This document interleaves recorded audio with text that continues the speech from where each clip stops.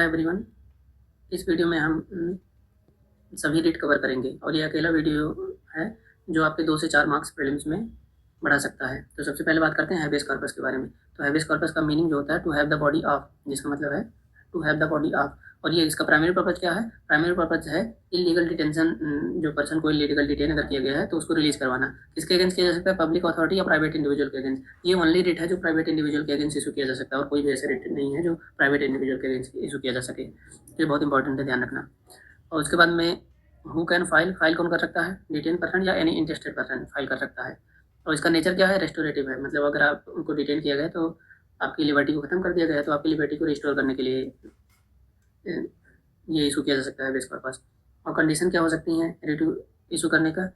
Detention must भी illegal या unlawful. जब डिटेंशन जो है इलीगल और अनलॉफुल हो तभी उस कंडीशन में ही इशू किया जा सकता है। और जैसे अगर वो लीगल डिटेंशन है या कंटेम्प्ट ऑफ कोर्ट के है तो फिर उस केस में इशू नहीं किया जा सकता है। इसका टाइमिंग क्या है? टाइमिंग यह है जिस टाइम पे जो अनलॉफुल जो डिटेन किया गया उस टाइम पे रेट इशू किया जा सकता है। बर्डन ऑफ प्रूफ किसके ऊपर है? बर्डन ऑफ प्रूफ है अथॉरिटी के ऊपर में टू जस्टिफाई द डिटेंशन। जो अथॉरिटी जिन्होंने डिटेन किया हुआ है उनके ऊपर है बर्डन ऑफ प्रूफ की अपने आप को जस्टिफाई करना कि ये लीगल डिटेंशन है। ज्योग्राफिकल स्कोप क्या है? Anywhere of the person is detain, जहाँ पे वो पर्सन डिटेन किया गया है वहाँ पे ये इशू किया जा सकता है। क्या ये लॉ को क्वेश्चन कर सकता है? नहीं कर सकता। एग्जाम्पल के तौर पे police holding someone without the trial. अगर बिना ट्रायल के पुलिस किसी को पकड़ा हुआ है तो उस केस में इशू किया जा सकता है। नेक्स्ट रेट है मैंडमस। मैंडमस का मतलब होता है बी कमांड। और इसका प्राइमरी पर्पज क्या है? To compel a public official to perform their duty. मतलब अगर वो कोई ऑफिसर है जो अगर अपनी ड्यूटी परफॉर्म नहीं कर रहा है ठीक से तो उस केस में मैंडमस इशू किया जा सकता है। किसके अगेंस्ट किया जा सकता है? पब्लिक ऑफिशियल या कॉर्पोरेशन या इंफीरियर कोर्ट के अगेंस्ट किया जा सकता है। कौन फाइल कर सकता है? इसमें सिर्फ एग्रीड पर्सन ही फाइल कर सकता है। और उसके बाद में इसका नेचर क्या है? यह मैंडेटरी या कमांडिंग नेचर का है। और कंडीशन क्या होनी चाहिए इसमें? Legal duty must exist to have been refuse. अगर लीगल ड्यूटी जो है वो अगर रिफ्यूज कर दे रहा है तो उस केस में उस कंडीशन में इशू किया जा सकता है। कब नहीं इशू किया जा सकता है? किसके लिए?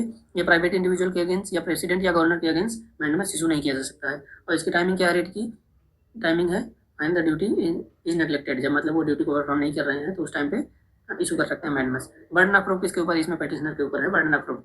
उसके अंदर ज्योग्राफिकल स्कोप क्या है इसका? Where the duty is to be perform, जहाँ पे ड्यूटी परफॉर्म किया जा रहा है वहाँ पे है। और क्या ये लॉ को टेस्ट कर सकता है? नहीं कर सकता है। एग्जाम्पल कहते हो government official refuse to issue a licence. अगर आपके पास में सब डॉक्यूमेंट वगैरह अवेलेबल है फिर भी वो लाइसेंस इशू नहीं कर रहा है, उस केस में किया जा सकता है मैंडमस रेट इशू। उसके बाद में बात करते हैं प्रोविजन जो रेट है उसका मतलब होता है टू फॉरबिड। इसका प्राइमरी पर्पस क्या है? लोअर कोर्ट को स्टॉप करना, एक्सीड करना है उसके पावर को। अगर वो अपने पावर को एक्सीड कर रहा है तो उस केस में इशू किया जा सकता है। और किसके अगेंस्ट किया जाता है? जुडिशियली और क्वाज़ी जुडिशियल अथॉरिटी के अगेंस्ट ही किया जा सकता है। ना प्राइवेट इंडिविजुअल ना एडमिनिस्ट्रेटिव अथॉरिटी, इन सबके लिए इशू नहीं किया जा सकता है। और कौन इशू कर सकता है? Who can file? Only can agreed person can file. या इसका नेचर क्या है? ये प्रिवेंटिव नेचर का है, स्टे ऑर्डर लाने के लिए किया जा सकता है। उसके बाद में कंडीशन क्या होनी चाहिए?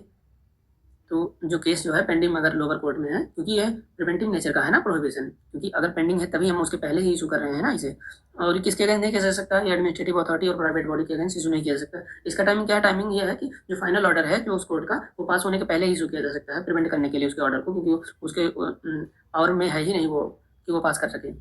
बर्डन ऑफ प्रूफ किसके ऊपर है? पेटिशनर के ऊपर है। उसके बाद ज्योग्राफिकल स्कोप क्या है? Where the lower court located, जहाँ पे लोअर कोर्ट लोकेटेड है वो उस ज्योग्राफिकल स्कोप में इशू किया जा सकता है। क्या लॉ को क्वेश्चन कर सकता है? नहीं कर सकता है। एग्जाम्पल के तौर पे court trying A case outside the district. अगर डिस्ट्रिक्ट के आउटसाइड में वो कोर्ट जो है इशू कर रहा है तो उस केस में इशू किया जा सकता है, क्योंकि उस डिस्ट्रिक्ट में इसकी अथॉरिटी नहीं है, पावर नहीं है, इस वजह से। और अब बात करते हैं सेरसोरी का। सेरसोरी रेट का मतलब टू बी सर्टिफाइड होता है सेरसोरी का मतलब।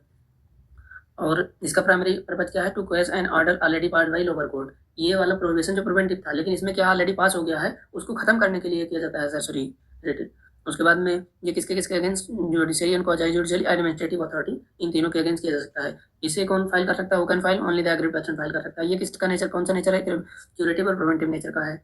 और कंडीशन क्या होनी चाहिए? The case must have been decided, order pass है, ऑर्डर पास हो गया है तभी इशू किया जा सकता है। उसके बाद में किसके अगेंस्ट नहीं किया जा सकता है? लेजिस्लेटिव बॉडी या प्राइवेट इंडिविजुअल के अगेंस्ट नहीं किया जा सकता है। उसके बाद में ये कब किया जा सकता है? टाइमिंग क्या है रेट की? After the final order pass. अगर फाइनल ऑर्डर पास किया गया है उसके बाद में ही इशू किया जा सकता है।